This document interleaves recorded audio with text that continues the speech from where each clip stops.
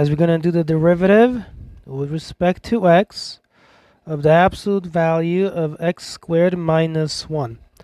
First, I'm going to rewrite the expression. So I'm going to do the derivative with respect to x of the square root of x squared minus 1, this whole quantity squared.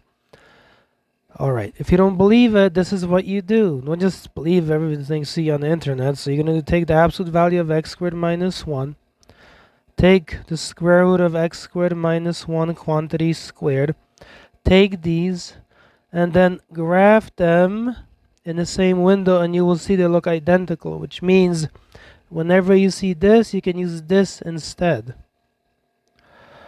Okay, so I'm going to do the following now. First, we have the derivative with respect to x, and remember that what we have now is a root symbol. And this is x squared minus 1 quantity squared. The root symbol has to be converted to its exponential form for the chain rule.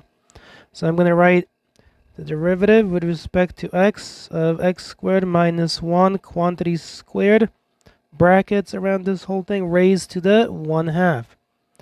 Now, this whole thing is the inside. This thing is now the outside. So we have the inside-outside concept identified. So I'm going to use the rule that says bring the 1/2 down and so on. Okay, so I'm going to bring the 1/2 down. I'm going to copy the inside, x squared minus 1 to the second, so we're evaluating the inside, in other words.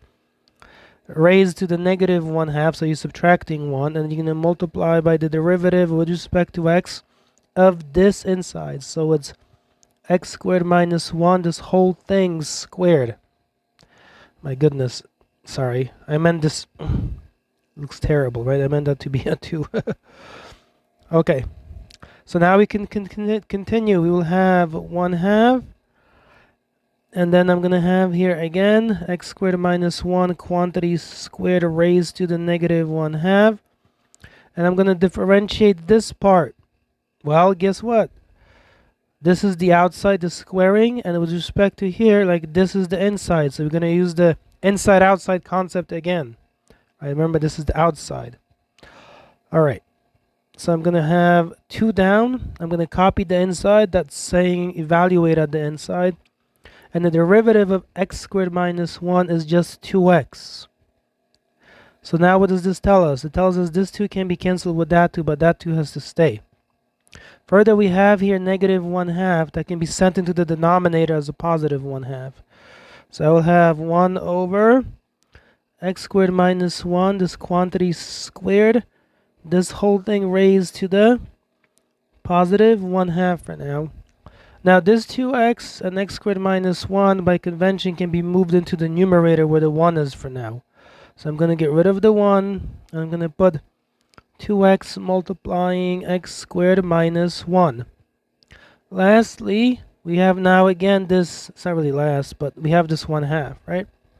So I'm going to write this now as follows. Equals 2x and then x squared minus 1 over, go back to the root form, the root of x squared minus 1 quantity squared. This thing in the denominator can be replaced with its equivalent using absolute value. So I will end up therefore with 2x, if I can remember that. Let me just double check. Yep. 2x and then x squared minus 1 over the absolute value of x squared minus 1. Alright, so if you like this type of video, please be sure to drop a like.